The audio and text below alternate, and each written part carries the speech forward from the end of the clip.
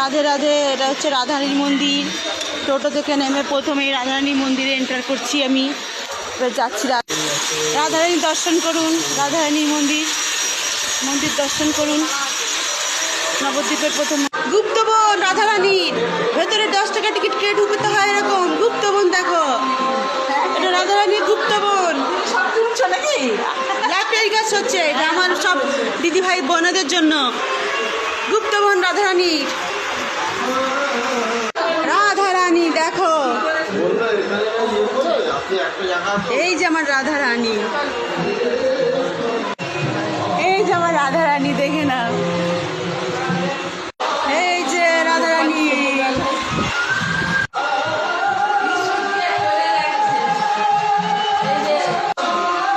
এই হচ্ছে গুপ্তবন শেষ, বেরিয়ে যাচ্ছি। যে ইনি বসে বসে খাবার খাচ্ছেন, যে যা দিচ্ছেন। এই এক্সিট নিয়ে দেখছি। এই আমার গোপালকে একবার দুলিয়ে দিই। রাধারানীর সামনে দুলে নিল। এই আমার সোনা গোপাল। মহাপ্রভুর জন্মস্থানে এসেছি। এটা একদম যেখানে জন্মগ্রহণ করেছিলেন নবদ্বীপের, সেই জন্মস্থানে এসেছি। এখন আরো ভেতরে যাইতে হবে, দেখাচ্ছি। এই মহাপ্রভুর জন্মস্থান, একদম সত্যিকারের জন্মস্থান। ভালো করে দেখো এই মন্দির, এই ঘর, এখানে সব মানসিক করে। এই সেই নিম গাছ যেখানে চৈতন্যদেব জন্মগ্রহণ করেছিল। চৈতন্যদেব পুজো হচ্ছে, দেখো পুজো শুরু হয়ে গেছে, এখানে পুজো হচ্ছে দেখো। আমি একটু নিম পাতা কুড়িয়ে নিয়ে আমার গৌরনীতায়ের নিম পাতাটি কুড়িয়ে নিচ্ছি। কৃষ্ণের কালিয়া দহন দেখো, শ্রীকৃষ্ণ ঘোড়া। এইটা হচ্ছে রাধা কৃষ্ণ রাম মন্দির। এই যে ঢোকার রাস্তায় এক্সিট পয়েন্ট, এটাই ভেতরে। এই ঠাক ঠাক ঠাক আওয়াজ করছি, কে গেলাম। এই যে বড় গৌরের ছবি।